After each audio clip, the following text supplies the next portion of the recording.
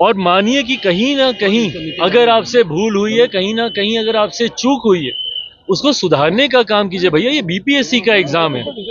मैंने इस बात को पहले भी कहा था, मैं पुनः दोहराता हूं, मेरे परिवार के बच्चों ने इसमें एग्जाम दिया, मेरी भांजियों ने दिया है, मेरे भांजे ने इसमें एग्जाम दिया। उन्होंने मुझे बताया है कि वहां पे किस तरीके से व्यवस्था में लापरवाही बरती गई थी।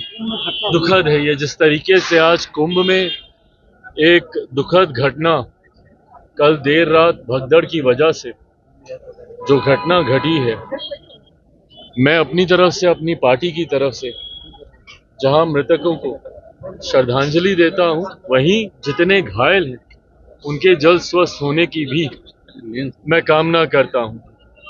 जिस तरीके से एक अप्रत्याशित भीड़ श्रद्धालुओं की हम लोगों ने प्रयागराज में इस बार देखने को मिली, व्यवस्था सुनिश्चित करने का हर संभव प्रयास राज्य सरकार के द्वारा, मुख्यमंत्री उत्तर प्रदेश के द्वारा किया गया, ताकि ये अप्रत्याशित भीड़ को नियंत्रित रखा जा सके।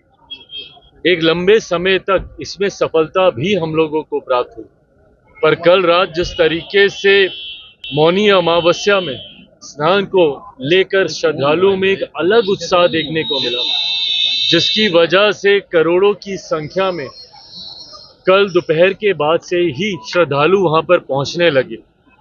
क्या कारण रहा जिसकी वजह से ये भगदड़ मची, इसकी मॉनिटरिंग, इसकी जानकारी, इसकी जांच लगातार की जा रही है। प्रधानमंत्री जी स्वयं इसकी मॉनिटरिंग कर रहे हैं। आज सुबह कैबिनेट की बैठक भी थी, उसमें भी प्रधानमंत्री जी ने इसको लेकर चिंता जाहिर की। मैं मानता हूं कि भविष्य में ऐसी घटना ना घटे।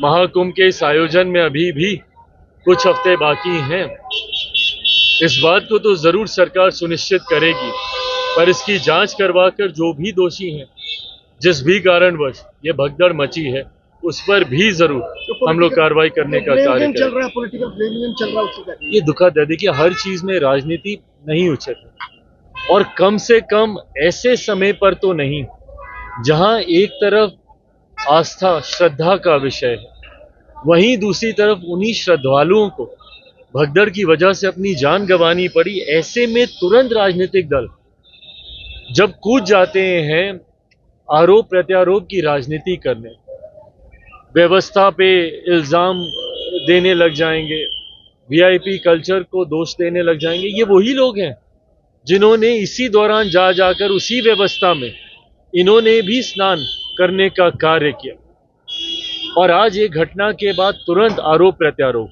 मैं तो बल्कि आग्रह करूंगा, जितने भी विपक्ष के दल के नेता हैं, जिनको व्यवस्था में चूक लगती है, बताएं कहां पे चूक हुई है। हम लोग खुद चाहेंगे कि उसकी जांच हो और दोषियों पर कार्रवाई हो, पर सिर्फ हवा में तीर चलाना, आरोप प्रत्यारोप करना, ये वो समय नहीं है।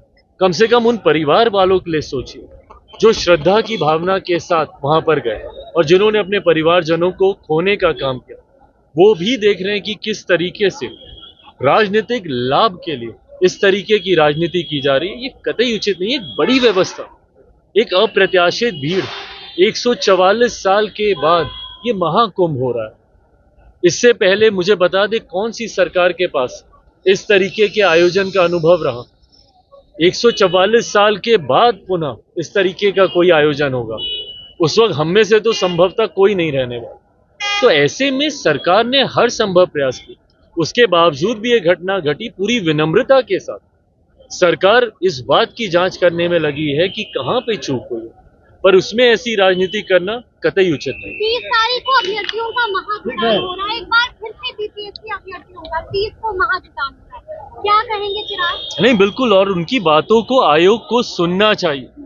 जो आयोग कान में तेल डालकर छात्रों की बात को सुनने तक के लिए तैयार नहीं है, मैं बल्कि आयोग, उनके तमाम सदस्यों से, उनके अध्यक्ष से मैं आग्रह करूंगा कि सुनिए बच्चों की मांग को, और मानिए कि कहीं ना कहीं अगर आपसे भूल हुई है, कहीं ना कहीं अगर आपसे चूक हुई है, उसको सुधारने का काम कीजिए। भैया ये बीपीएससी का एग्जाम है।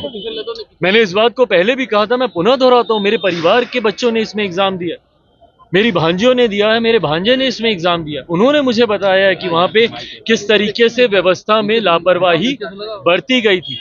एग्जाम के दौरान क्वेश्चन पेपर्स पूरे अवेलेबल नहीं थे। आप सोचिए, एग्जाम सेंटर में क्वेश्चन पेपर प्रिंटिंग के लिए जा रहे हैं, बाहर जा रहे हैं, थोड़ी देर के बाद वही क्वेश्चन पेपर सर्कुलेट होते हैं आपके सोशल मीडिया प्लेटफॉर्म पे, एक्स अकाउंट पे, व्हाट्सएप ग्रुप में, जिस वक्त बच्चे अंदर बैठे वो एग्जाम लिख रहे हैं। और उसके बाद कहीं ना कहीं आपको लगता है ना कि धांधली हुई है, गलत हुआ है, इसीलिए आयोग ने एक सेंटर का री एग्जामिनेशन कराया। क्यों कराया आपने री एग्जामिनेशन? क्योंकि आपने इस बात को कबूला कि धांधली हुई है, कहीं ना कहीं गलत हुआ है, और वो एक सेंटर का री एग्जामिनेशन आपने 22 डिफरेंट सेंटर्स में कराया।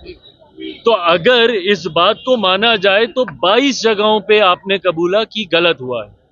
तो ऐसे में क्यों किसी भी बैच को किसी भी तरीके का एडवांटेज मिले, ये नहीं स्वीकार्य है। 1 मार्क्स या 2 मार्क्स का भी अगर एडवांटेज किसी बच्चे को मिल जाता है, वो उसके पूरे भविष्य को प्रभावित करेगा। तो क्यों इस विवाद में जाना?